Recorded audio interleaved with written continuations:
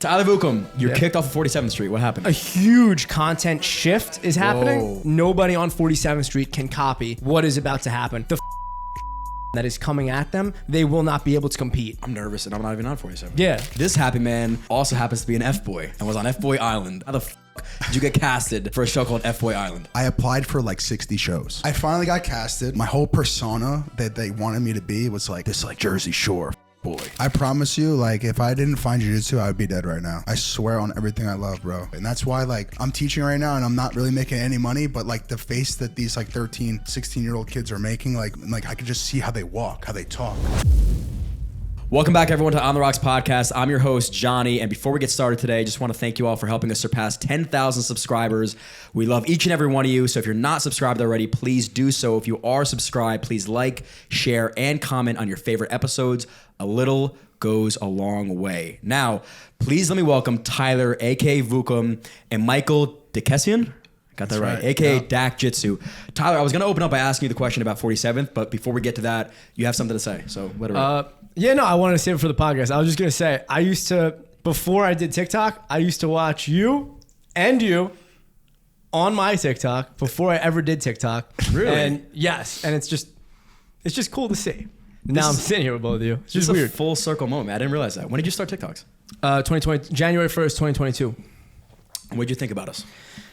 Both cool. Him, I was watching him do jiu-jitsu and lifting and just fucking. And then you, I was watching you just hanging out and making drinks with your dad. Wow. But it's just so weird to think that now I'm sitting here with both of you. And now we're like best friends. Yeah, not to be a dick rider or anything, just you know. You could ride us. Dude, I was about to say, I'm you riding. ride that dick. I'm riding hard. Please do, man. Well, I don't want to make this all about you, but something crazy just happened. What? You're kicked off of 47th Street. What happened? Definitely not kicked off of 47th Street. It was a voluntary leave off 47th Street. Is it going to be permanent? I don't know. Because I've done this before where I just banned myself from 47th Street because it pisses me off. But everybody's making the same content. Everybody's, fighting for the same business on 47th Street. A guy, Mike will go to 47th Street with a watch and he'll shop it between me and everybody else on TikTok. Right. And the person paying $10 over is getting the business. I'm not sitting there competing with anybody. I started the trend and I'm leaving the street with the trend and I'm bringing my fucking talents to my next move, which will not be mentioned on the podcast. Whoa! You don't want to use this as the announcement? I could save it. I can't. We can't cut this little announce part it. out and then save it. Can't announce it yet. But I'm saying I could say something is going to happen. You can't tell us where. A huge content shift is happening. Whoa. Like when I say huge, I'm saying nobody on 47th Street can copy what is about to happen. The fucking shitstorm that is coming at them, they will not be able to compete. They can't compete with it, first of all. I'm nervous and I'm not even on 47th. Yeah. You're not even on 47th. Holy shit. Have you been? I don't know if I'm nervous or turned on. Yeah, right? You got me horny, bro. Yeah. Have you ever been to 47th? No. So I had to go. I picked up a watch for my buddy that I bought him. And I drove through 47th and my immediate thought was, I will never come back here. It was a fucking... You don't want to go to that I cannot street. believe you work there every day. And another thing too is part of the reason that we're done with that street is because we got permission. We got written permission from the landlord on the building that we were at that we could film. We had a TV show going on. There was quite literally 35 to 40 crew members, cameras, microphones, the people that, the directors, everything. Yeah. And we had permission to film beforehand. And the moment we stepped foot into our exchange, management came down and gave us a huge fucking problem. All the people around us were giving us problems. They were complaining to management. They came down and they gave us a huge problem. So we finished up filming and we got out of there. We said, you know what? We'll fucking go somewhere else. Are you going to keep filming? Keep filming content? Like the production? I'm assuming you're filming for like... No, it was finished. We did it. Done. So the way it happened was we had two shoots in the same exchange. We shot in the morning. They were complaining about it. Then we left and we had to wrap up the shoot. So when we wrapped up the shoot, at whatever time, 5, 6 p.m., they're still open, obviously. Yeah. Everybody's still doing business. The lady across from us was taking her... The showcases have like a little flap thing, and they're loud. If you slam them, they're fucking loud. Yeah. So she starts slamming them as in the middle of the shoot. Keep in mind, we're here with like a really high-profile guy. The guy's like, what the hell's going on? Like, what? and she's slamming the shit on purpose. So we had to, reshoot the intro on that. Ridiculous. And then, the other guy was coming around like filming us to show the management. Management comes down on the second shoot. This is the second shoot. They come down and they're like, you guys can't be doing this. Like, this is ridiculous. We're like, you gave us written permission to do this. Everything was fine. So we said, you know what? We're good. We're good off this. That's it. Respectfully, we're out. Okay, so that's like you said, less of a kickoff, more of a voluntarily. You're done. You're over. Oh this. yeah, But no, you've we been didn't over get that. kicked You've been out. You over it. can't kick me off somewhere I don't want to get kicked off of. I'll kick you off You're, first. you're what they call uncancelable. Yeah, pretty much. I love that. You can't get canceled unless you allow yourself to get canceled. All right, well, I know you don't want to tell us where you're going to be, but I'm excited to hear. And I hope that we're the first podcast you come out to announce it. Well, I haven't announced it anywhere else. That's what I'm saying. So you're going to come here when it is announced. You're coming out here. Oh, first. when it's fully announced and I have everything I have to say is going to be said. I'll say it on your podcast. Love that. Because I'll get the short out of it and I'll stitch it onto my Instagram too. This guy's a loyal. I only go on the Rondi podcast. Guy. That's it. Fuck yeah, dude. All right, pivoting over to Dakjitsu over here. So you two know each other from where? So I've been following Vookum for a while. He said he followed me first, but I've probably been following him before. He's just trying to be humble. That's cap. I saw a video he posted selling a watch at the Audi dealership in Freehold. And I live in Howell, and I'm like, yo, this guy must be local. I literally thought he lived like in New York or something. Yeah. So I'm like, he must be local. Like, I live one town over. Maybe I'll see him one day, And I'm at Asbury Park Jiu-Jitsu training on open mat, and he was there. I'm like, oh shit! Like, oh fuck! I'm over here. I'm like, I'm a black belt. He's a white belt at the time. I'm like, I'm gonna go say what's up. Bro, I see this fucking behemoth walking at me. I'm like, oh shit! You're like, no, bro. He's walking at me like this. I'm like, hey. That's fucking. And you beat his ass. No comment. Yo, it's so funny because when I go to open mats so I go to Pure a lot, and they do like a lot of holiday open mats. So I'm telling you, like 200 people plus in this place. Right. People notice me, and like, oh, like Johnny drinks on TikTok, like yeah, let me get a picture. And I guess they just assume like I don't know what I'm doing, and then they roll with me like, whoa. Right. I'm like, yeah, I'm trained. Just because I make TikToks doesn't mean I can't get on a mat. Dude, I feel you on that, bro. Because like I have a big presence on TikTok, and it wasn't for jiu-jitsu, and people think like, oh, like, you're just an internet personality. Like, you don't have no, like, you don't have any, like, a tough bone in your body.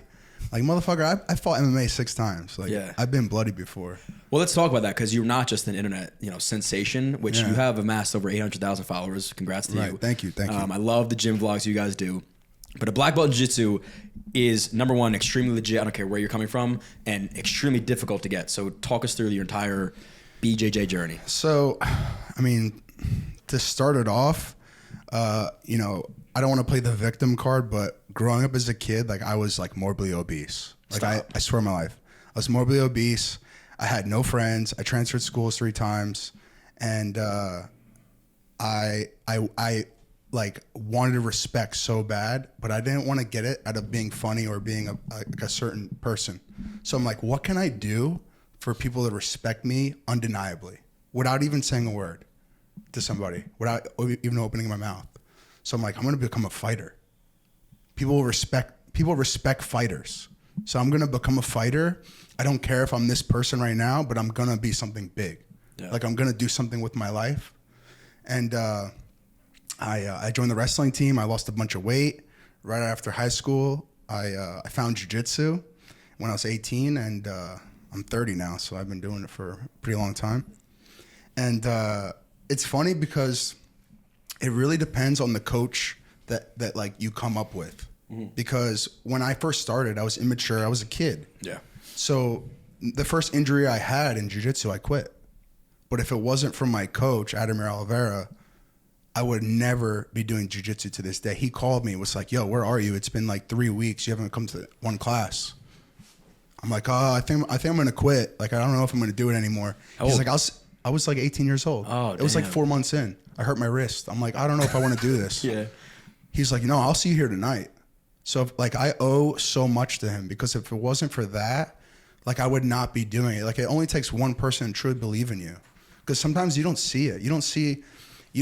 A lot of people, even myself, don't see the outside, because we live internally. We have our own thoughts. We have our own agenda. And like, for someone to see something in me when I didn't see it, and it just motivated me to come back. Do you see it now in you? Absolutely. You do? Yeah, absolutely. That's inspiring for people that, because you're probably not alone as the 18-year-old kid that didn't believe in himself. Right. I'm sure majority of 18-year-olds don't believe in themselves. Right. And for them to know that better times are ahead and there's going to be a point in time where you can and will believe in yourself is a refreshing feeling. You know what it is? I think social media ruins a lot of shit for people, especially the younger generation. Like, you go on Instagram, you go on Reels, you see like 21-year-old kid popping bottles, driving Lambos, doing this, doing that, selling crypto, whatever. But that Lambo's rented. Yep. That crypto's fake. Yep. Yeah. And their persona, they're trying to sell a persona that's obtainable when in hindsight it's all fake, which makes people like you, I, and Vookum. I mean, let's say if you weren't who you were and you weren't who you were, you're just a regular Joe Bar or whatever, depressed, bro. That's the problem with this generation. People want to have like this this persona, and like honestly, like I like social media, but if I lost it all tomorrow, I'd be probably happy. It's a crazy thought, and it's one of those things where like I would have to obviously change my life a little bit because this is what I do for a living. But there's so much about my life that I'm like, oh my God, dude, I'm on my phone way too fucking much. I'm constantly comparing myself to other people. And it's funny because people probably think, I'm sure people have looked at all three of us and have been like, those are the people they're jealous of. You know what I mean? Like, fuck them, they have what I want, or they feel some type of way about themselves. Meanwhile, they don't realize that we're doing the same shit to somebody else. Right. So it's like it's never ending cycle of just like comparison. And we take a step back and realize that even the people that are in it that you think are real, they're not. It's all fake. And I can be the first one to say that, you know? So, I mean, I've seen podcasts with Dan Bilzerian. That guy has everything every guy would ever dream of. Yeah. And he says he's miserable. He says he envies like a one monogamous relationship, which is fucking You ever read insane. his book? No. It's called The Setup. It's such a fucking good book. It's just his life story pretty much. Yeah. But I think he gives tips in it too. I don't really remember. Sorry. Here you go. I think he gives tips in it too. I don't really remember. I read it a year ago. Yeah. But it's a really good book. You should read it. He's one of those guys, and it's so funny. Anytime I see somebody online, my immediate thoughts to hate you or feel some type of way about you, those are the people I give the most benefit of the doubt. For whatever reason, I know I'm going to go through like this discovery period of now appreciating and liking you, because the hate was ignited by something. Like something triggered me emotionally to be like, something doesn't sit right with me about this person. Whereas the guy that I'm just like, oh, he's cool, I'll never feel some type of way about that person again. So like Dan Bilzerian, I think every kid at 17 went through like, he's the pinnacle of what I want to be when I grow up. But then you're like, he's kind of a dickhead. It's not achievable. And then you hear him again on like the down, and you're like, oh, he is a real person. And he expresses that like, I have all this shit, and you can still not be happy. Yeah. So I think everything comes internal. Yes. Like the Porsche is not going to make you happy. The Rolex is not going to make you happy. The apartment's not going to make you happy. The house is not going to make you happy. And yes, it will be, it will make you happy at the time, but that shiny thing will fade. Yeah. And it always does. It always does. Think of like your dream car when you were 16. Yeah. And you got that dream car when you were 30 or whatever. By the time you're 31, 32, you're not even going to be thinking about that car. You're going to be on the next car. Can you reflect on like an age that you reached that you started to like really acknowledge this sort of stuff? Like that happiness is truly internal. When I realized I wanted a certain dollar amount per month, and I got that dollar amount, and I started saying I want actually more than that, that's when I realized it's a never-ending battle internally. Right. You have to truly find something that makes you money, but something that you're passionate about. Like for me, like I have my own Brazilian Jiu-Jitsu gym. It makes me dirt money. Like I make nothing. Yeah. I literally probably spend more money than make it. But that makes me so much more happier internally than any job that I would go to, like 9 to 5, be miserable at making a shit ton of money, having the Porsche, having the girl, having this, having that. Because that's not going to make you happy at the end of the day. And that'll yield a return eventually. You know what I mean? You're in the beginning of it, and that's the beauty and the excitement of like the journey, and you appreciate and enjoy it now versus just like waiting for something to happen and now you're gonna enjoy it. I mean the story of it just in general, like, I thought when I made my gym, I was gonna open up a gym and I'm gonna have 100 students in a month because I have a following. Yeah. Like that doesn't mean shit. Like my following is international, bro. Yeah. Like how many people live in Morganville, New Jersey? Not many. How many people live like 30 minutes from Morganville, New Jersey? Not many. Not fucking many, dude. You know what I'm saying? Like, that's it. That's the power, like the influence stuff, bro. You don't realize what it's going to do to you try to sell something. If I sold a shit product, I can sell t-shirts right now and have millions of followers and it'll flop. I'll get two sales out of that bitch. Right. Like it's got to really align with who you are, and it's got to be progressive over time. And one day you'll see the return from like your following and having, but it's gonna come down to having a legit product, which is a good gym. But to piggyback off that, like you truly have to love what you do. Like the reason why you do something, I was talking to Tyler about this yesterday. Like you can't do something strictly for cash flow. You can't. You will never be happy. Yeah. Like it has to align with both. Like you have to truly be passionate about it. Like I was getting into multifamily real estate, and I was working on my first deal, and it was like 252 units in Minnesota, and like I was like really like knee deep in like buying my first property like that. Mm. And I'm like looking at myself, and I'm like, I don't give a fuck about real estate. I don't give a fuck about real estate. Like seriously, like I give a fuck about money, but this is where I learned this from. Yeah. Like my driving power was the money. Right. But there was no passion. When there's no passion, there's no commitment. When there's no commitment, there's no success. Yeah. You seem like a happy guy. I am a happy guy. I mean, listen, I have my demons, bro. Like every guy has their demons. They try to show like the least amount of it. Yeah, and that's why you're so good at jiu-jitsu. Every guy that's really good at jiu-jitsu has something underlying that's like something's off with you. You know what I mean? And you bottled up and used it for good, let's say. You're a happy dude too. Pretty happy, yeah. I can't. Every sentence that comes out of this dude's mouth ends with a.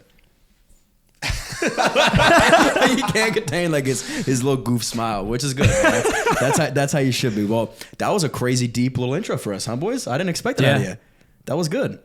And I want to pivot into something a little bit lighter, which I did some digging and realized that this happy man also happens to be an Fboy and was on Fboy Island. And I want to know, first question, how the fuck did you get casted for a show called Fboy Island? So I always wanted to be on TV. Okay. Like that was my thing. Like I was always like a super extrovert. Like I always wanted to be on TV. So I applied for like 60 shows. What? I applied for as many, like I was applying for shows every day. Like people think it's so easy. Like you apply for a show, like, oh yeah, I'm applying for Love Island. Like I got abs. Like I'm gonna get on. Like it's not that simple, bro. Like it's not that simple, bro. Like I had hundreds of interviews, hundreds. Like I'm telling you, it's hard as fuck to get on a show because they deep dive in your life. Right.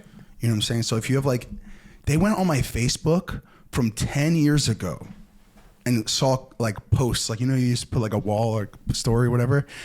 And I would say like some out of pocket shit. Like I'm not even gonna say it on here. And I had to go back 10 years ago and delete it because people will fucking dig at your shit to cancel you. Back like 10 years ago, you didn't realize like the impact saying a word or like you didn't know what it was. You'd be like, LOL, that's gay. And now like 10 years, this guy's a homophobe. Literally just like that. Like pretty much. Like shit like that, I would have to go and delete. So like, so I finally like got casted and it was so funny because my whole persona that they wanted me to be was like this like Jersey Shore fuckboy. Right, like fucking, like I can tell. You played it right though. And, and I mean, listen, I mean, I just was myself. You know what I'm saying? I didn't have to play anything. I was about to say, but we don't realize that. Like people are like, oh, like just act that. We're like, what do you mean? We're not acting like anything. Like, no, you are. Like that's just who you are as a person. Unfortunately. So I finally got casted, and let me tell you, that show was the best experience of my life. And you know what it was? It wasn't about the girls. It wasn't about the cash prize. It was, and like, it's hard to explain this to nobody that's ever experienced this, but like, when you're in a house, like a $9 million house in Cabo, Mexico, like on the water, and you have no phone, you have no distractions, you don't have even a fucking board game, right? Like, you have nothing besides these 24 dudes. Yeah. And you just sit on this huge L-shaped couch, and you just talk about the deepest shit. Really? And it was like literally therapy. It was like the most, like, beautiful thing in the world. I swear, like it's hard to explain it. Do you still stay connected with these dudes? Absolutely. Really? Yeah. We've hung out like numerous of times. So I always thought like, I think the difference in a show like that is it seems less competitive than like say a Bachelor. Like if I was on the show The Bachelorette, I would hate that. Like I'm gonna be like, this is the dumbest show. I'm not competing for the one girl in the house against 20 other dudes. It just seems ridiculous. How could you form a relationship with a guy that you have to like go beat out for a girl? Technically, that's the creators of the show was from The Bachelor. Oh, it was. So it's literally just so there's 12 F boys, and 12 nice guys. and there's 3 girls, and the girls have to figure out who's who. Right. So obviously, like if you pick an F-boy, the F-boy can take all the money, the 100K. At the Hold end. the fuck on. Hold the fuck on. Yeah. Are you touted as an F-boy or good guy before? Nope, they don't know. The girls don't know. But you know. Yes, but you can't tell your cast members. What were you labeled as? An F-boy. Do the producers know? Yeah. So they told you going in, hey, you're going to be one of the F-boys. Yeah. Actually, I applied as a nice guy. Really? And they're like, you're from Jersey. Like, you're a fucking Yeah, fuck you are boy. the epitome. Really? Yeah. Wow. Yeah. I didn't know that. Yeah. I mean, I feel like an F-boy is like a guy that like goes out and like cheats on his girl and shit. Like, I never cheated on anybody in my life. You know what I'm saying? But your look is You're just, right. yeah, Right. we get it. Yeah. Yeah. You surprised that he's an F-boy?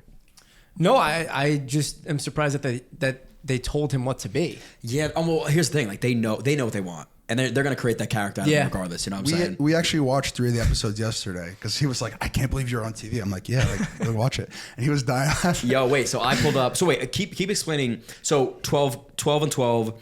The girls pick one of you guys, each 3, so 3 total guys. Yep. And then now they reveal at the end, I'm a fuckboy or I'm a good guy. Yep. And if you're a fuckboy and you're chosen to be, and the girl chose you and you're a fuckboy, you can choose to take the 100K or split it with the girl. You're like, gotcha, bitch. I'm a fuckboy. Literally. That is so funny. Yeah. And I don't want to reveal anything. I feel like, I don't know. Can I ask, who won? Did you win? No, I didn't win the show. All right, we don't watch it. His All right, his exit was great though. My exit was sick. we got to watch it. I want to pull up. I was watching Cody Co's reaction to you, and I have to pull this up because I was literally pissing myself, dude. And we're gonna pull this up on the screen too. All right, he does a huge intro. Pull it up on the screen for the audience, not you guys. Sorry, we're gonna all watch this together. The thing that pisses me off most about Peter Park is just the fact that This guy's one of my favorites of the first episode. Mikey D. He's a martial arts master, which is kind of the perfect career to have in a group of 24 dudes. I agree. Where everyone is trying to out testosterone each other. All the other guys are like, yeah, I'll take you to a nice dinner. Show you my sick penthouse apartment. He's like, that's sick. I can karate chop a block of wood in half. He probably does like jujitsu or like mixed martial arts or whatever, but the way they write it like that, a martial arts master, I just picture him like punching a brick in half. I can watch him react to shows like that all day. But it's so funny you mentioned that was the best part about the show, because I always thought about like, damn, me being away from my phone and like contact with other human beings, what the fuck am I gonna think about all day? I went pocketless or out of pocket, whatever, yesterday. Sunday for like 12 hours. Like I put my phone away and I was like, wow, I'm seeing life from a whole different perspective. So I right didn't now. get a text back? That's exactly why I didn't get a text back. My phone was away. My dad texted me like, where were you? I was like, motherfucker, it's been 5 hours, man. Like, just give me a break. But I felt like refreshed. I wanted to talk to people. Whereas I normally walk around pretty numb and I'm like, I don't give a fuck about your conversation. I mean, I guess the best way to practice this is like everyone wakes up in the morning, they check their phone. Yeah. Right? Yep. So you have to wake up in the morning, don't look at your phone for the first like few hours of the day. Go for a walk. Like literally I was telling him like my morning routine now is like I wake up, don't even look at my phone, go for a walk, breathe some fucking oxygen. Yeah. Like live your life a little bit. Like that little everything we do is a fucking box now. Your phone's a box. You go to work, you work in a box. You know, you eat your box meal. Everything's a fucking box. Yeah. It is, and it's hard to get out of that because you feel as though like that you have to. Right. But you have why? to do that. I Well, don't what's know. holding you to do it? Nothing. You know what I'm saying? And I think that's why like we all, I would assume, like training. It's like less about, the skill acquisition is really cool and learning something new and learning something that is applicable. God forbid you had to use it on the streets or whatever. Right. But it's just like that moment where when I'm in the gym, I can still check my phone. When I'm training jiu-jitsu, I have to put my phone away and I have to prioritize and focus on something that's extremely difficult, that then after you feel so refreshed and like the euphoria is so much different than like a dopamine hit from a notification on the phone. Right. How Absolutely. so you've been training for 12 or so years. About 12 years, yeah. Have you ever competed in like any major tournaments? So I've done all the IBJJF tournaments, but I mean major tournaments. I mean every tournament's major in my opinion. Like I'm very competitive. Yeah. But like, I mean, I guess to answer your question, I mean, yeah, I guess, yeah. Yeah. To answer it. How like ADCCs, nothing like that? No, nothing like ADCC. No, because I'm not no-gi. I'm like I like no-gi, but I'm not like out here. Like I'm not a leg lock guy. Like I can appreciate leg locks and like what it's about. Yeah. My style of jiu-jitsu is more like pressure passing. Yeah. And the leg lock stuff, I understand. I'm like avoiding 50% of the body. Yeah, like John Danaher. Yeah, like right. It's his quote. It's the famous quote. Like, why would you? You know, I just never got into it. Well, speaking of Danaher, obviously Craig Jones has his new tournament code. How do you feel about it? I think it's sick. I think it's fucking sick. Yeah. You know, he's got the platform. Yeah. You know, ADCC's been around forever. It's funded by all the Abu Dhabi guys, whatever, people over there. And I think it's just cool. I like seeing people, you know, do something different. And I think that's what he's doing. It's so crazy because like you look at like this modern day of jiu-jitsu, right? Like obviously back in the day, the guys like Marcelo like revolutionized the sport itself, right? He changed the game as far as like his technique and how he competed and like truly showed that the art of jiu-jitsu can help a smaller man beat a bigger man. Like he was doing it over and over again. But from like the publicized perspective, you hate it or love it, like two guys that have really put the sport on the map are Gordon and Craig. And Craig doing this as a tournament is insane. And I got to give credit to my buddy Dylan. Like Dylan, back in the day, he was a speckle. He was great at jiu-jitsu, but he was also fun to watch because he was so out there. You know, you wanted to see him. You were either rooting for him or against him. You wanted to see the motherfucker. But you're still watching. You're still watching, and he still does it today with boxing or whatever. And I think that's the reason I was talking to Bo Nickel, and I was like, why do you think wrestling never really gained popularity? And I think that's one of the reasons why. Like nobody has stood out and been like this. It's not entertainment. It's just a sport. Whereas jiu-jitsu now has become this entertainment, almost like a WWE of sorts, and it's fun to watch. And putting a dollar amount, like $1 million on one winner is fucking insane. And to be honest, like, I mean, getting submitted in jiu-jitsu, like tapping is like you have to realize, like, if there was no tapping involved, that the guy's either breaking a limb or going to sleep. It's scary. So like you have a lot of trust in your training partners and your opponent if you're at a tournament. So I think that's also like wrestling's exciting. Like a high, you know, crazy takedown, like throwing the guy in the air, like that's exciting, but you're only getting points. Yep. Right? Yep. So when it comes to like finding your game and having a technique, like it's not just blast doubles here. Like blast doubles, that's cool. But like actually controlling someone and having them submit to you, like, and if they didn't, they would either die or break limbs. Yeah. That's fucking cool. I forget who the guest was on Rogan where he's like, what's the practical use of jiu-jitsu? And he's like, exactly well, if we were in a fight, I would kill you. Literally. And that thought, because I could play a sport with anybody else, basketball, baseball, you name it, and I can lose, but in the back of my head I can say, you know what? Yeah, but I can still kick your ass. This sport, you lose and I'm dead. Like there is nothing more humbling than losing for the first couple times in a jiu-jitsu match against a guy that you thought you'd mop up in the street fights. And you could still justify it and say, yeah, if it was in the streets, it'd be different. You know it's not gonna be different. You know in the streets, he'd still fuck you up. You know Dana White said it the best, bro. He was like, you could be watching a tennis game, a football game, this game, whatever, that game. But if there's a fight in the parking lot, everyone's running to the fight in the parking lot. 100%, dude. It's you know exciting. what I'm saying? Like, there's nothing that beats that. It's gladiator shit. Right. Yeah. How, if you could pick like one lesson you've learned from jiu-jitsu, what would it be? Just being humble, keeping your head down. Never like the guy with the loud. Like you go to like a bar or a club, and somebody wants to poke their chest out and put their hands behind their back and talk shit to you. I literally just walk away and be like, "You'd be for fun." Can you imagine? Like literally, my slogan is like, "You think I got these cauliflowers for playing checkers?" I'll fucking kill you, bro. I like you be for fun. Like, I like you be for fun. You be for fun, better, bro. I like that. That is fucking savage. It's smooth. Yeah, because it's not like you're not yelling. You're like, "Yo, you be for fun, bro." It's there. It is fucking soul. What about you, Vuk? As a new trainee of jiu-jitsu, what is the one thing you've learned? Yeah, I mean, just be humble. Also, yeah. Do you feel as though you're humble? You've always been humble, though. I feel like I've always been humble. I think the internet thinks that I'm not humble for whatever reason, but I feel like I'm pretty humble. It's the internet perceives you a little bit differently because they don't know that like you are kind of being like condescending and funny. You know what I mean? Like I'm on the camera. I know that like, there's a camera on me. I'm gonna be a dick. Yeah. So, yeah, I guess. You're also dealing with a lot of pretentious dicks. Well, yeah. Well, the only reason I said it on your first podcast over a year ago. I was on it, right? Do you think it was a year ago? Oh shit, maybe not. It was probably in January, dude. Yeah, it was definitely 2024. Wow, why does it feel like so long ago? I don't know, man. That was dude, time is fucking flying, dude. Oh my gosh. Yeah, no, I don't know. A lot of the people that I deal with are like actually really assholes in real life. Yeah. And on camera, they pretend to not be assholes. So they see me being an asshole to this guy who's either A, being an asshole or B, not being an asshole, but they still think I'm the asshole at the end of the day. Right. So I think that's why they think that I'm like that. Yeah.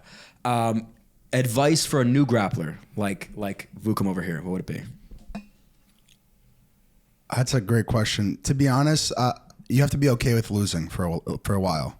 And that's why people either get bit by the bug, which is like being addicted to it, or they just try a class and never come back. Right. Like, for example, a lot of police officers, 100% of them should be training jiu-jitsu, but their ego is so fucking high that they won't even give it a chance that a girl just submitted them. I always say, like, lifting weights, taking steroids, whatever, gaining weight is the ego builder, and then jiu-jitsu is the ego crusher. Like, I think everybody, big or small, that's in the gym lifting weights should then train to realize that these muscles aren't helping me fight, and they should be seen. And a lot of these bodybuilders know that. Like, they're not walking around saying, I can kick your ass. But there are plenty that start lifting and saying, I got big muscles, I can fuck you up. And to realize, like, the dichotomy of both. There's so many of them on the internet so nowadays. many of them on the internet, man. They're like, You know who I'm talking. I don't want to name them, but you know who I'm talking about. No, The name one that video? motherfucker, bro. I'm not naming them. Name I that. promise Name him so I'm Dak- I'm not name getting that into any pussy more ass internet bitch. beefs Name him this so month. Dak could fuck him up. Huh? Dak will be your bodyguard. Oh, Name him. Dak will fuck anybody. I promise you that. Yeah, we're watching the show yesterday, and he said something so fucking funny. He like walked out, and he's like, "I'm a fucking weapon" or some shit. In the show? Did anybody press you in the show? So it was off camera, but there was this time where there was like 15 guys, like we're just hanging out after lunch, and they're like, "Yo, Mike, show us some MMA stuff." Like, this is like my last fight was like maybe 2 months before this show happened, and so like, you're I was fresh. like full fresh, like full fight mode. Yeah. So I'm like, all right, like so I started showing them like jab, leg kick, right hand, left leg kick, just like some basic stuff, and then the guy, this kid Zach, he started like punching me like to my stomach like hard, like trying to like counter my shit. And I'm like, but he was like really sloppy, and I'm like, huh, okay. So I just threw like a fake right hand, like kind of leaned into it, and then just threw like a beautiful head kick, like right into his head, like no shin guard, nothing, just pop. And then he just fell on his fucking hands. No way. It was sick. Did the camera catch it or no? They did, but they didn't put it in the fucking show. I mean, I have witnesses for sure. Nico, I believe you. Yeah. What did he say? he's like, that was fucking sick. So he wasn't trying to press you after. No, absolutely not. He's like, I'm scared of you. Yeah, bro.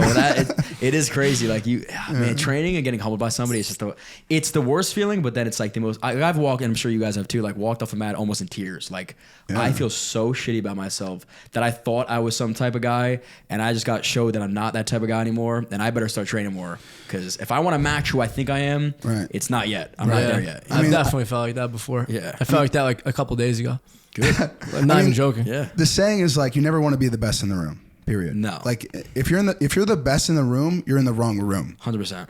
Like I should not be getting tapped, but at least be getting passed. I should be working on like my technique and making sure like my game's as best as it can be. Yeah. I just saw Gary Tonin put on Instagram. He's like, in 5-minute rounds, I will get subbed about 15 times. Like, put that in perspective when you think you have your ego crushed, because you Exactly. And see, my problem is like, to be honest, I've been maybe submitted like one time in the last like few months.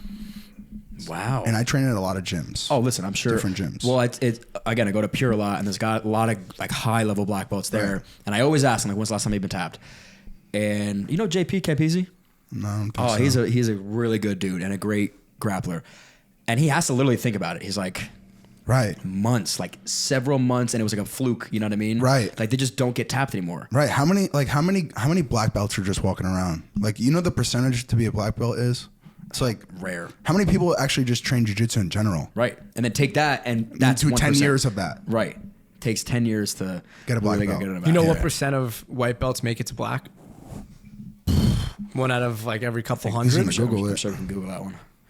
Is it a couple hundred or 1,000? Oh, bro. I think it's 1,000. It's probably like 0.00 point. There's more of a chance that you're a millionaire with abs. Yeah. You know, you ever heard that saying? It's like there's like more millionaires than people with abs. Or more 6 millionaires people with abs. Yep, that's a saying. Or you're 6 inches, 6 feet, and 6 figures. Little dick syndrome. You never heard of that one? Say that one more time. Over 6 inches, over 6 feet, and making over 6 figures. Well, I'm not 6 foot. So. I'm not 6 foot either. Yes, you are, bro. Shut the fuck up. He Promise is. you, I'm He's not. lying. If I take my shoes off right now, they're not platforms. They're like the Air Forces. They add 2 inches. I think I'm lying.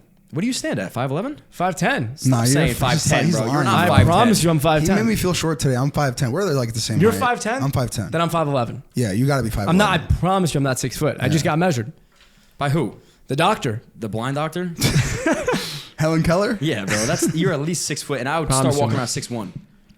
All right, then I'm just gonna start saying I'm 6'2". Then fuck you. I would You're say. making John feel bad because his Tinder says Yeah, he's motherfucker. 6 Yeah, foot. right. Mine says close to 6 foot. It is estimated that only around 2 to 5% of people who start training jiu-jitsu will ever make it a black belt. Oh, okay. And it also says that almost 90% of people quit at white belt. Yeah, it's insane. I guess because once you make it like a blue, the odds of you quitting forever. Like, Yeah, why would you already stop? invested a year and a half to the 3 worst years in it. years of your life getting your ass kicked. Well, they say it's called the blue belt blues. Mm-hmm. So they usually say like people will go to an achievement and then they'll quit like, oh, I did it. Like they can say they did it. Yeah. You know? So But you're nowhere So you near just it. got your blue belt, so I hope you don't do that. Yeah, I hope And he's this is not on quitting. camera, so if you do, you're a pussy ass mark Yeah, ass I know. bitch. That's why I'm not you're gonna quitting stop. anytime soon, bro. No. Would you go back on a reality TV show? Yeah, I would love to. I would love to. What are you looking for right now? Love Island, like everybody else? I'm looking for peace, bro. Literally, like I'm looking for peace. I'm looking to find myself and be as centered as possible before I do anything like for fun, like on TV. Really? Why are you smirking when you say that? Because I have a lot of demons, bro. Like I don't think I'm capable of being on TV right now.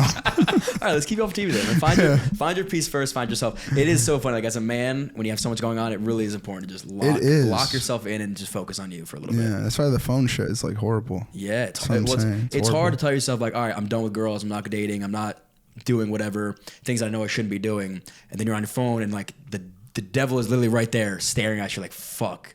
I just said I was gonna do it, and then here it is. And she looks like a blonde with Post blue nut eyes, clarity, and pretty much, you're without like, the post "God, nut. Fuck yeah. You're like, fuck me. It's very hard. The phone makes I it feel extremely that. difficult. I feel that. So Love Island is not in your future. I don't think I could get on Love Island, But who knows? I may apply. You should. Who You the fuck should. knows, man? You never know. I think I would Bring the apply. drinks? Yeah, dude, right? I think that'd be pretty fun. What does training look like for you now? So I teach Monday through Thursday. I go to an open mat at Asbury Park Jiu-Jitsu on Friday. And then I usually go on Sunday as well. So 5 days a week I'm training right now. 5 days a week training. And and that's your full-time job? No, my full-time, well, I have a part-time job and teaching is hopefully one day going to be my full-time job. What's the part-time? Part-time job is I'm a videographer and editor for George Saliba, which is like an exotic car dealership. Nice. Yeah. Because I've seen you on social a lot, the fitness content. Yeah. And you've been doing that for how long? What made you get into that? To be honest, like I never even liked bodybuilding. I never liked fitness. I never liked anything. But I was like, what is the fastest way to grow on social media? And I was like, this is really trendy. I'm gonna do it. And it worked in my favor. I mean, I got 100,000 followers from it. Just by posting shit. Fitness. In the Yeah. gym. Yeah. It's funny, like that scales so much faster than like even jiu-jitsu stuff. You know what I mean? Everybody like wants to look good and see a jacked up dude on camera. It's so weird. Like I post jujitsu stuff. I get like 300 likes. Bro, I got like huge following. I get like 300 likes because no one cares about jujitsu. No one cares about jiu-jitsu, man. And then I post like me shirtless in the fucking gym. I get like thousands of likes. What It if is you fucking post crazy. you shirtless in the jiu-jitsu gym? Oh yeah, they're like, oh, you have a gi on? That's weird. Like you're no, gay. Fuck. like yeah, I wasn't gonna say that, but yeah, like, Yeah. it's so weird. It's so weird. I don't know. You know what it is? It's not relatable. It's not. The gym. That's why the gym is relatable. Yeah. Anybody can go to a gym. Yeah. So when they see that, they're like, oh, I'm gonna follow this guy because like I can maybe look like him, or I could see myself going there. Yeah. Or I could see like when they see the jiu-jitsu gym or me in the gi or whatever, like they're like, that makes me uncomfortable. Like I'm not that confident in myself to get out of my comfort zone to do something like that. So I'm not gonna even follow this guy or like his post. Yeah, I found that the being relatable versus being something that's unattainable for social media, at least, you have way more success. Like with me, I think that one of the reasons I blew up is because I dress in normal clothes, I drive a normal car, and I speak like a normal human being. And you're young. And I'm young. Yes. That's so I think probably I'm the biggest very, part. because you don't see young kids driving. I mean, you do on social media, but none of it's actually relatable. And those are the kids that aren't getting much followers, much traction on social media. Right. Am I right? No. So I think that's part of the reason that like the gym is just relatability. How old did you think he was? Before you met him? Vookum? Yeah. I thought he was like 25. Yeah. I thought he was younger. I thought he was younger than me, but older than how old you are. Like I thought you were like at least 26. So it's funny, like, but you, and not in a bad way, you acknowledge and are your age. You don't try to be something you're not. Like I see all the time, these 25-year-olds are now professing like how to make money and finding yourself. Like, dude, you don't fucking know. You're 25 years old. 25. I'm 28. Yeah. I don't fucking know. Like I can't. Right. The last thing I would ever want to do is go out there and profess like I know something I don't know. I know how to make cool viral content at this point in my life. I know how to train. I know how to be consistent with something. I can talk about those different things. I can talk about learning new skills. I can't reflect and be like, here's how to find happiness at 28 years fucking old. Yeah. It's not practical. But knowing that is so powerful. Right. That's like a superpower. Yeah. Because motherfuckers want to be something they're not. Yeah. All the time. And that's the truth. Like people want to be something they're not, and it's sad. And that's where it comes, like everything's internal. Like you internally know that this is what you're good at, this is what you like, Yeah. and this is what I'm like gonna succeed at. But like when you're like what I said before, like when you have your agenda is to make money, you're never gonna succeed. Yeah. And I think that's why everyone's hyper obsessed with the gym. Like it goes so much farther than like looking good and being healthy. It's like you're searching for this new identity that you can only have if you're a big jacked up dude in the gym. Like you don't have superpowers, but you're a little nerdy kid, but now you can build up your body to look like you look like you're confident and you're not. You see all these dudes posting pictures in their abs and shirtless and they walk around super insecure and it's the craziest thing. Right. And I think you training actually helps you out to be humble yet more actually confident in yourself. I promise you, like if I didn't find jiu-jitsu, I would be dead right now. I swear on everything I love, bro. I swear on everything. I would have killed myself by now. I would have. I swear. I have a lot of demons, bro. And jiu-jitsu has like took my life and made me the person I am today. And I owe everything to it. And that's why like I'm teaching right now and I'm not really making any money, but like the face that these like 13, 16-year-old kids are making, like I could just see how they walk, how they talk, like everything about them. Like you don't see this, but I have chills right now on my legs because like this is how passionate I'm about this shit. Like it goes so deeper than just working out. The feelings you just expressed, are those feelings you felt at 18 or those feelings that you know you'd feel right now? No, I felt like this my whole life. You know what I'm saying? But like jiu-jitsu like has truly made me like okay. You think it stems from something? I mean, childhood trauma is a big thing. I mean, whoever says like that shit's not real, like it's real. You know what I'm saying? Like I grew up in a good household. I grew up in a good family, but like, I mean, I was bullied, bro, like bad. Like I was down bad. It's crazy because you just mentioned and you acknowledged that you grew up in a good house with a good family, loving family. Some things your family can't protect you from. And being bullied in high school or in college or whatever the age is are one of those things / sometimes they make it worse. When like your family is the only ones saying to you how much they love you and everybody else is telling you how much they hate you. It's like this weird dichotomy of like, I don't even fucking believe them anymore because everybody else tells me how much I suck and how ugly I am or whatever it may be. Right. You feel guilty. Absolutely. Absolutely. I mean, dude, life's hard, bro. Life's not supposed to be easy. Right. Like nothing good comes overnight unless it's illegal. Yeah. You know what I'm saying? Like it's not supposed to be easy. And that's what I'm figuring out. Like I understand it's supposed to have highs and I understand it's supposed to have lows. And the difference between two people are what you're going to do when you're in that low point. Right. You know what I'm saying? A lot of people just want to fold. Like when I had my gym, first 6 months of my gym, I had 2 students, bro. I was going there miserable. I'm like, I'm literally about to go teach a private lesson for free when I could have got $200 for this. But that's what I'm saying. Like, it's not about the money. It's about the journey. It's about understanding like it could be this moment in present time, but like in the future, you know you're working towards something. Yeah. I wanted to ask you the question, like what makes you the happiest, but I think happy is a hard emotion to really like capture and grasp because it's not always about being happy. Like excitement, you may not be happy in that moment, but you're excited for the future. You know it's going to be hard, but you know it's going to pay off one day. Or you have this like overarching sense of purpose. Like you just mentioned, it's 8:30 at night, your gym is cold, you got 2 people there, may not be happy in that moment, but you found your purpose. What do you feel, I guess, brings you the most bliss? Is it training other people? Just seeing somebody hit that switch of like, you know, not confident, not having the ability to have like a good conversation with somebody because they're insecure about how they look or how they sound or X, Y, and Z. Like the most confident I ever been was when I was fighting and like competing and being who I am truly to the core. So Mike, question for you too. Somebody who hasn't found like that thing that makes them as happy as jiu-jitsu makes you, what sort of advice would you give to somebody like kind of find that hobby or that thing that just makes them just happy? That's a great question. But because I kind of struggle with that a little bit as far as hobbies and shit. Like I do jujitsu. I do jujitsu for fun and to not be a bitch. I own a business to make money and buy nice things. But I'm not sure if I found something to really like fulfill me or make me happy. But I'm also young, so I'm not too worried about it right now. But that's why I was asking you, like, what would you suggest someone to do to find something that makes them happy? What is something that you would do for totally free? Something that I would do for free? What is something that you would totally do for free and not even blink? And that's what it is. Jiu-jitsu is that thing for me. Yeah. Like that's my That was human a really life. good fucking answer. That's my human life purpose. Right. What do you do for fun? I would say pretty similar to what you guys do, and I think there's a balance between, because it's so, you're so right when you say that. Like, what would you do for free for the rest of your life without thinking about money? And I do think that even if that thing will never get you paid, right? I love being outside and being on the beach. That probably will never get me paid. But what it does, and I talk to a lot of people that live and work in jobs that they don't necessarily love, right? That's just the fact of their lives. They don't love that. They love what that job then brings them, right? So maybe you don't love sales, but you love the ability to, on a weekend, because you've made enough money, sit back, relax, and enjoy the beach. So that sort of excitement, like the whole living for the weekend thing, I think is like, again, a double-edged, like people that don't work 9 to 5s, they spit on it and say you should never work for the weekend.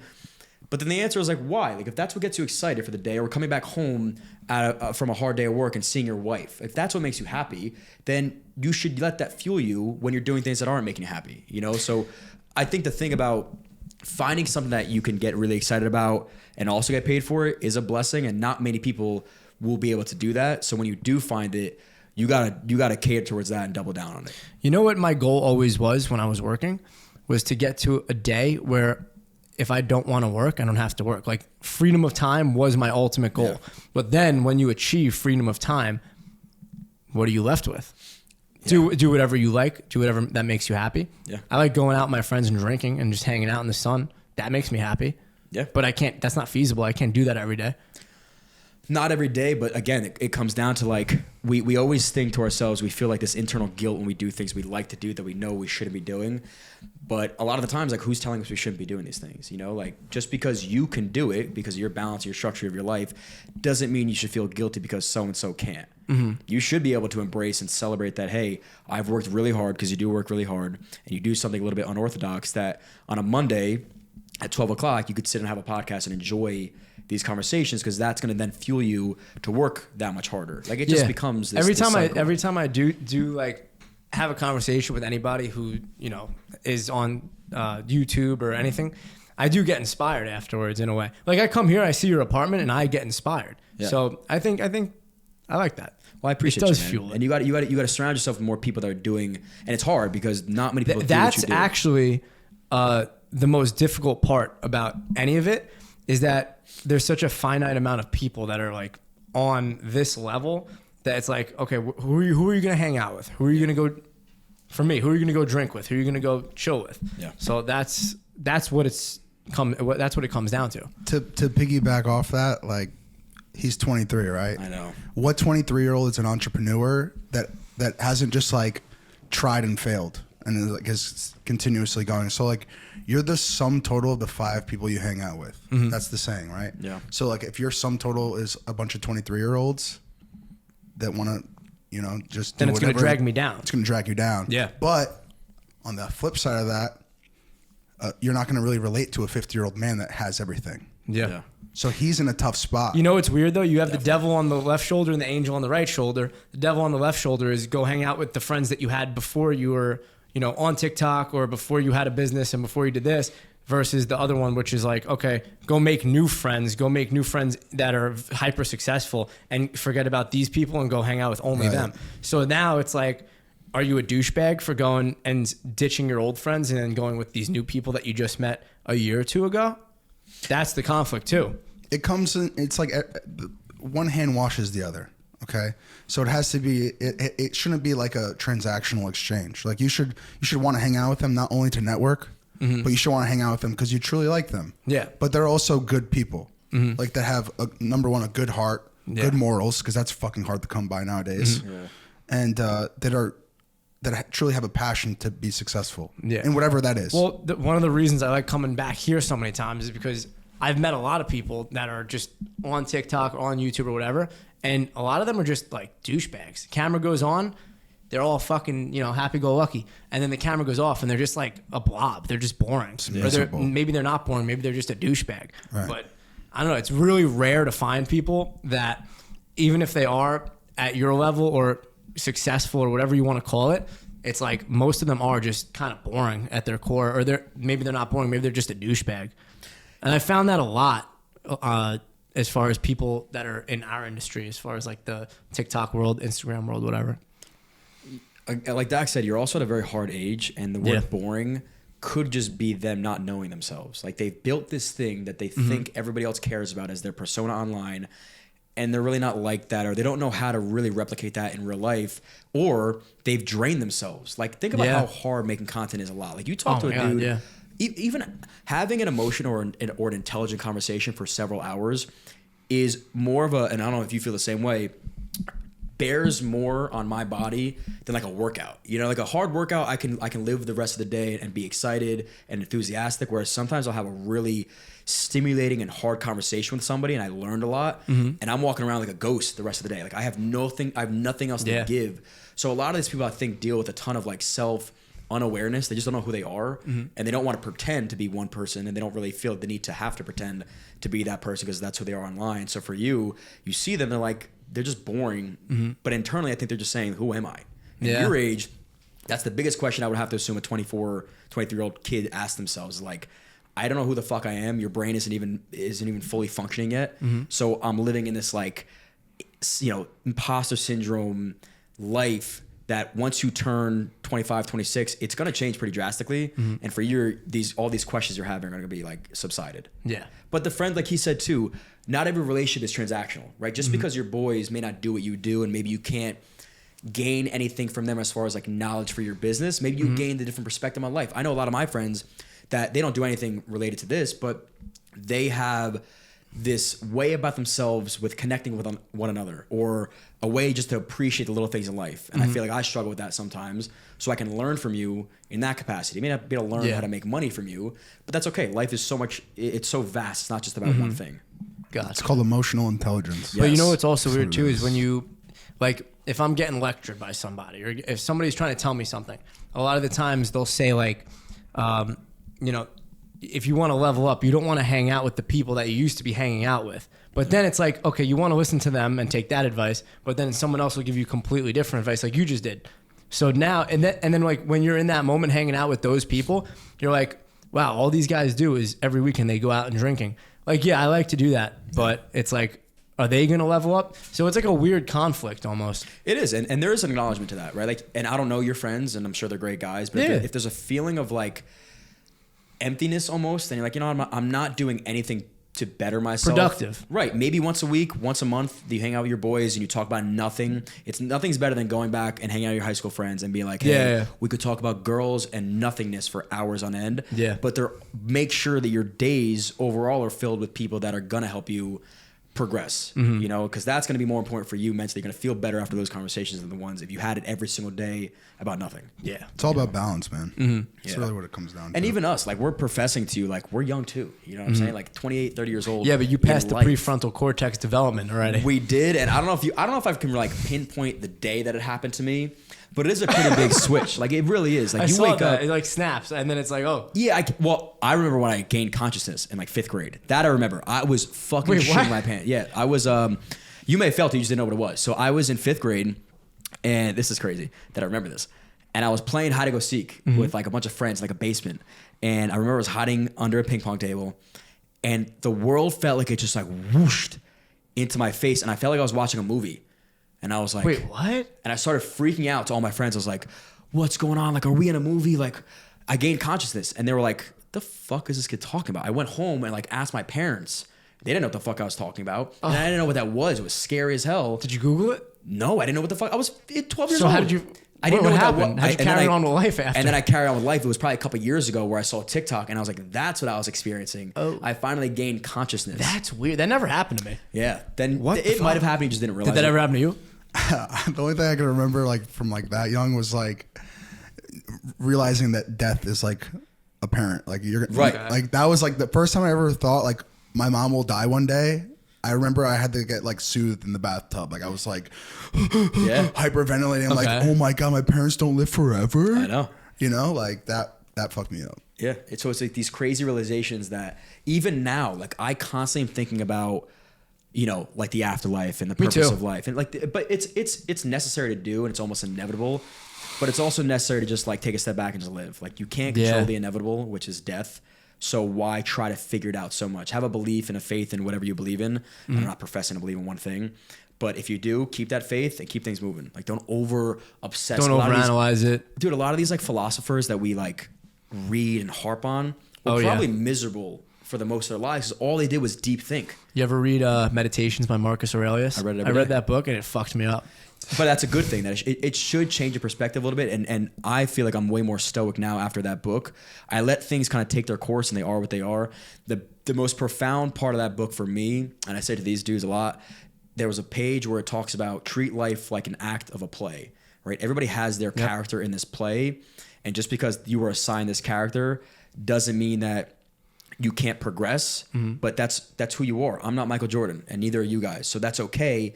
I shouldn't live my life trying to become Michael Jordan. I'm John Rondi. I can become the best version and the best character of John Rondi, but I shouldn't try to keep hopping over and aspiring to be somebody that I'm not. Wouldn't you think that would be like a limiting belief though?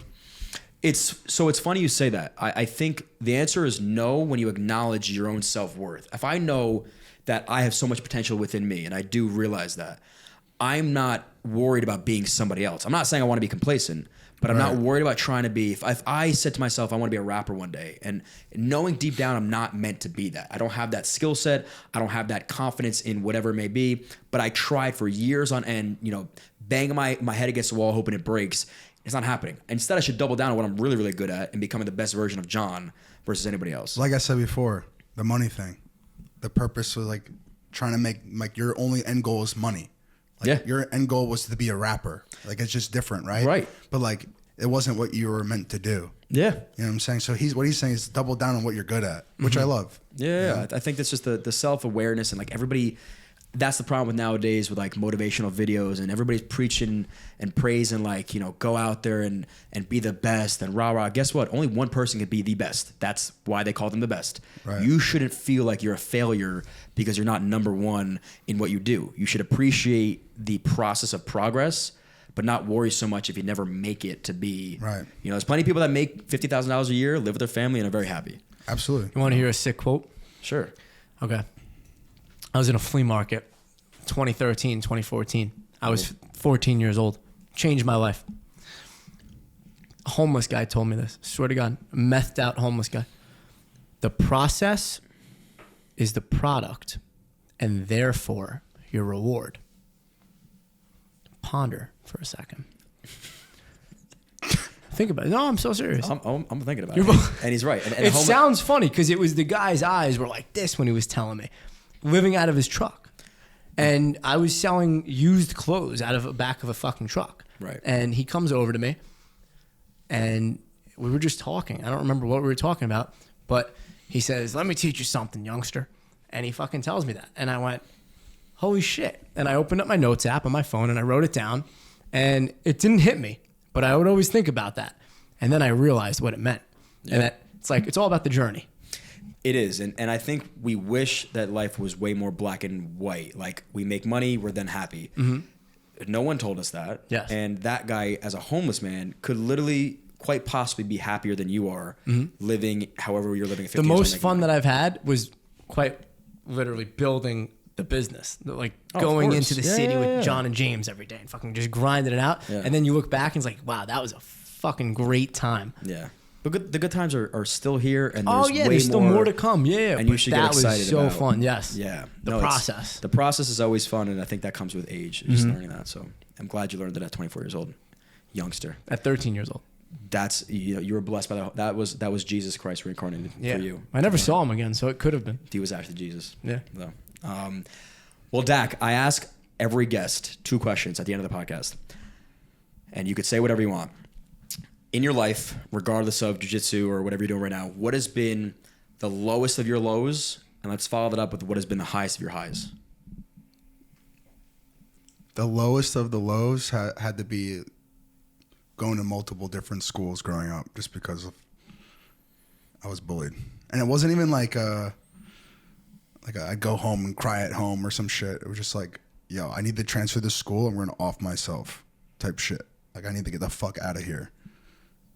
And so I would say like that was like the lowest of my low, like just not being accepted by anyone besides my parents, not having friends that wanted to genuinely want to be friends with me unless I was funny and goofy, you know.